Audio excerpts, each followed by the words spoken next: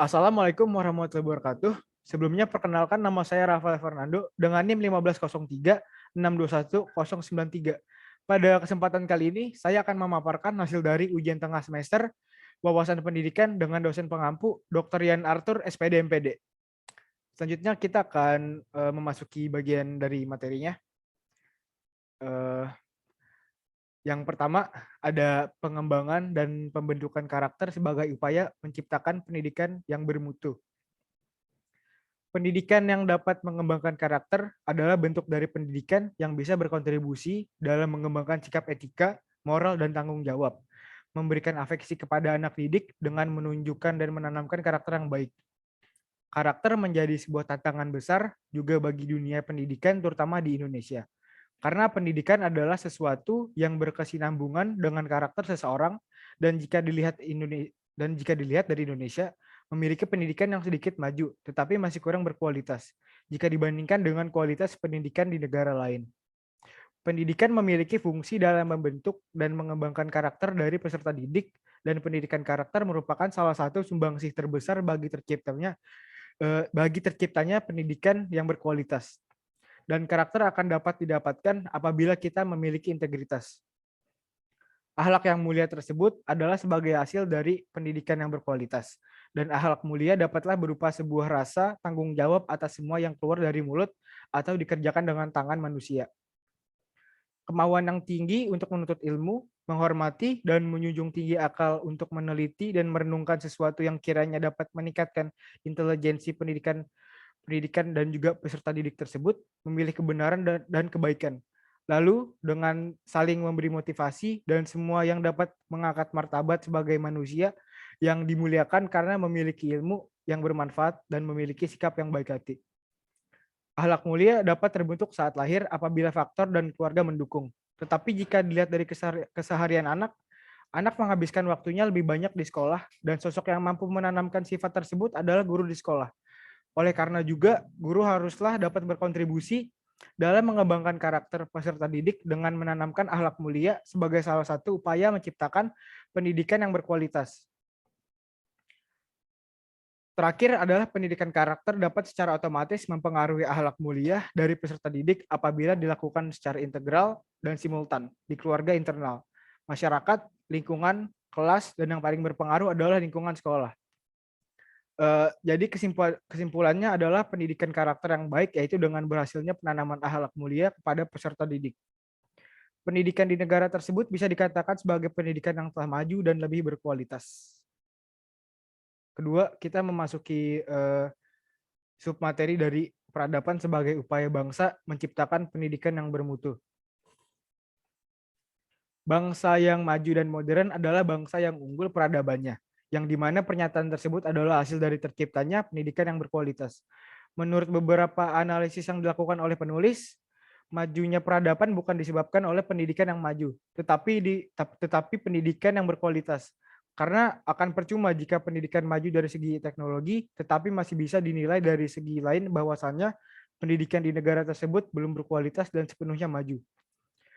Peradaban yang dibutuhkan untuk menciptakan pendidikan yang lebih berkualitas adalah dengan kesanggupan bangsa tersebut dalam membangun kualitas kehidupan manusia, ketentraman, kedamaian, dan juga kesejahteraan. Untuk menciptakan pendidikan yang berkualitas dan bermutu adalah dengan cara membangun peradaban melalui bimbingan komprehensif yang bermutu.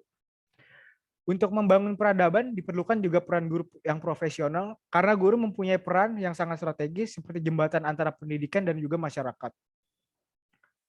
Untuk mencapai peradaban yang maju, guru haruslah memiliki 6 komponen utama, yaitu untuk kerja atau performance, penguasaan materi, pelajaran secara berkala dan harus diajarkan kepada siswanya dengan relevan sesuai apa yang dibutuhkan oleh siswa. Penguasaan landasan profesional keguruan dan kependidikan, penguasaan proses pengajaran dan pendidikan, penguasaan cara untuk menyesuaikan diri, dan kepribadian guru yang menyangkut nilai dan sikap-sikap guru dan minatnya kepada hal yang berkaitan dengan kemanusiaan, serta pendidikan dan pengajaran. Keenam komponen di atas perlu dilihat sebagai suatu keterpaduan yang bertempat pada kualitas unjuk kerja guru yang diharapkan dapat menunjang keberhasilan peserta didik dalam belajar dan sebagai bukti dan hasil terwujudnya pendidikan yang maju dan juga berkualitas. Jadi, Pendidikan yang baik dan berkualitas adalah hasil dari peradaban yang maju, yang di dalamnya terdapat partisipasi profesionalisme tenaga pengajar atau guru, nilai-nilai karakter atau pendidikan karakter yang baik, dan juga bimbingan belajar yang komprehensif. Lalu kita akan masuk ke submateri yang ketiga, yaitu faktor Sosbud Dekopol sebagai upaya menciptakan pendidikan yang bermutu. Pertama ada sosial dan budaya. Digitalisasi merupakan akibat dari evolusi teknologi yang telah lama mengubah hampir seluruh tatanan kehidupan manusia. Tatanan dalam berusaha dan pendidikan, namun menurut penulis, digitalisasi adalah peluang. Era disrupsi merupakan fenomena ketika manusia menggeser beberapa aktivitasnya di dunia nyata dan beralih ke dunia maya. Fenomena ini deras mengalir pada dunia bisnis, perbankan seperti mobile banking, transportasi seperti ojek online, bahkan pendidikan. Pengaruh globalisasi juga berperan besar dalam keberhasilan pendidikan jika dimanfaatkan dengan benar dan guru memberikan wawasan yang baik dalam penggunaannya, seperti penggunaan gadget dan dunia maya kepada peserta didik untuk mengakses internet untuk mencari materi, dan pembelajaran secara mandiri, pengumpulan tugas jarak jauh, dan pertemuan kelas virtual. Tetapi menurut penulis itu kurang efektif jika tiada keterbatasan dalam hal peserta didik dalam mengakses gadget. Untuk menjadikan pendidikan di sektor digital menjadi maju dan berkualitas juga ialah dengan cara pendidikan mengikuti dan merespon tuntutan global dan dunia digital. Karena kelak akan ada entran yang melakukan disrupsi diri dan melakukan perubahan yang mendasar. Gelombang disrupsi yang dapat memajukan pendidikan adalah dengan dilakukannya pembuatan aplikasi pendidikan yang mobile dan lebih responsif. Kurikulum bersifat personal, layanan konten pembelajaran tanpa batas, platform pendidikan gratis dan kolaboratif, lalu dilaksanakannya kursus dan materi gratis secara online. Semua ini diyakini oleh penulis akan membawa pendidikan, terutama Indonesia, ke arah pendidikan yang lebih bermutu dan lebih berkualitas. Kedua ada ekonomi. Fungsi ekonomi dalam pendidikan adalah untuk menunjang kelancaran proses pendidikan dan sangat berperan dalam memberikan kontribusi yang secara signifikan dan juga jelas terhadap pembangunan ekonomi. Karena ini sudah menjadi justifikasi yang bersifat absolut dan dapat diterima sebagai kebenaran tanpa pembuktian. Untuk mendukung dan memperbaiki ekonomi agar pendidikan di negara tersebut menjadi lebih maju adalah dengan cara yang pertama adalah dengan terciptanya angkatan kerja yang lebih produktif dan memiliki pengetahuan yang luas juga keterampilan yang kompetitif. Kedua, tersedianya kesempatan usaha bagi seluruh masyarakat. Ketiga adalah terciptanya kelompok pemimpin yang terdidik. Keempat atau yang terakhir adalah tersedianya berbagai program yang berkaitan dengan ekonomi yang berbasis pendidikan serta dapat mendorong munculnya kemampuan-kemampuan kualitas output yang memiliki daya saing tinggi dan kompetitif untuk memperbaiki ekonomi yang secara otomatis juga akan memperbaiki dan meningkatkan kualitas pendidikan di Indonesia. Pandangan yang membawa keraguan hingga ketidakpercayaan masyarakat terhadap pendidikan sebagai awal atau fondasi kemajuan di segala sektor, terutama kemajuan pendidikan.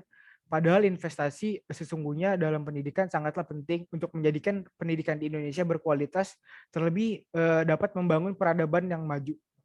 Investasi dalam pendidikan memiliki beberapa jenis. Yang pertama adalah dengan cara menjadikan kita atau manusia sebagai media dari investasi pendidikan yang berupa ilmu, dan yang lama-kelamaan akan merubah status sosial pemegangnya menjadi naik tingkat seperti mengikuti pendidikan tinggi. Lalu untuk investasi di bidang pendidikan yang kedua adalah dengan cara mengalokasikan anggaran untuk sektor pendidikan. Yang ketiga adalah politik. Politik memiliki keterkaitan yang erat hubungannya dengan pendidikan, sehingga dengan kondisi seperti itu kita dapat mengetahui bahwa politik negara sangatlah berperan untuk menentukan arah perkembangan pendidikan di suatu negara. Dalam upaya mencapai kualitas pendidikan yang baik, maka diperlukan juga masyarakat yang demokratis. Karena hal ini sangatlah diperlukan untuk pendidikan yang lebih maju, agar warga tidak hanya sekedar mampu membaca, menulis, dan berhitung, tetapi warga perlu memahami fungsi dari sistem pemerintah yang demokratis sesuai dengan konstitusi dan memiliki pemahaman lebih dengan konsep pasar lepas atau bebas. Untuk mendukung pendidikan yang berkualitas, khususnya di Indonesia, adalah dengan cara menjadikan pendidikan yang bersifat demokratis. Pendidikan yang bersifat demokratis haruslah memiliki tujuan menghasilkan lulusan yang mampu berpartisipasi dalam kehidupan masyarakat dan mampu mempengaruhi pengambilan keputusan kebijakan politik. Lain agar terciptanya pendidikan yang berkualitas, maka diperlukan sebuah reformasi di dalam bidang pendidikan yang berkaitan dengan kebebasan akademik peserta didik, kebinekaan dalam pendidikan, dan perombakan dari materi pendidikan yang dianut peserta didik. Lantas, mengapa pendidikan perlu bersifat demokratis? Karena di setiap negara politik telah menguasai semua sektor dan politik adalah merupakan catur kehidupan yang dapat mengatur secara mendalam dan juga menyeluruh di dunia pendidikan. Oleh karena itu, sebagai kontribusi pendidikan dalam pembentukan pendidikan yang lebih berkualitas adalah dengan cara menjadikan pendidikan pandai di segala sektor. Seperti pendidikan haruslah bersifat demokratis.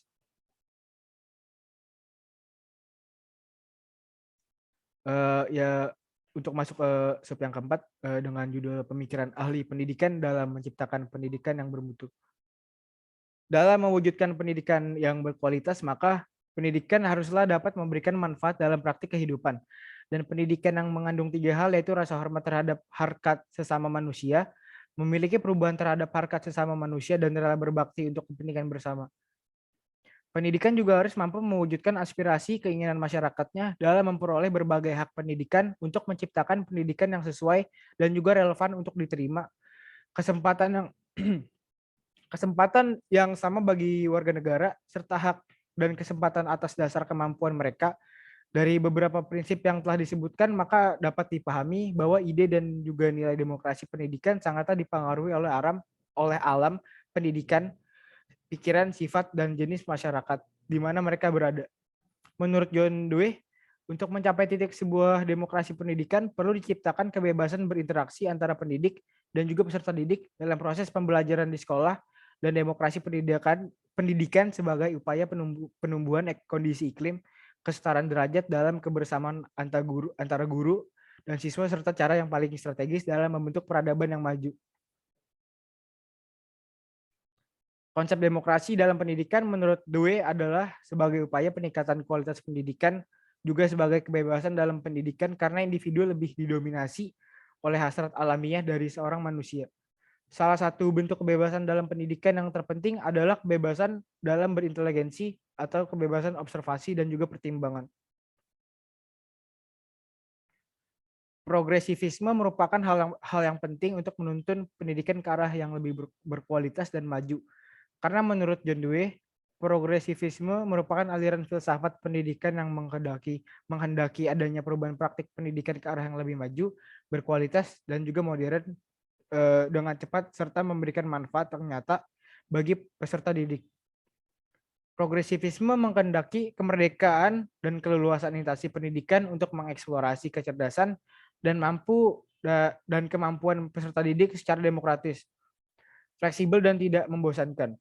Konsep dari Merdeka Belajar yang dicetuskan oleh Kemendikbud Nadiem Anwar Makarim memiliki kesamaan dengan pendidikan progresivisme John Dewey, atau sempitnya konsep kedua ini memiliki keterkaitan dan juga kesamaan.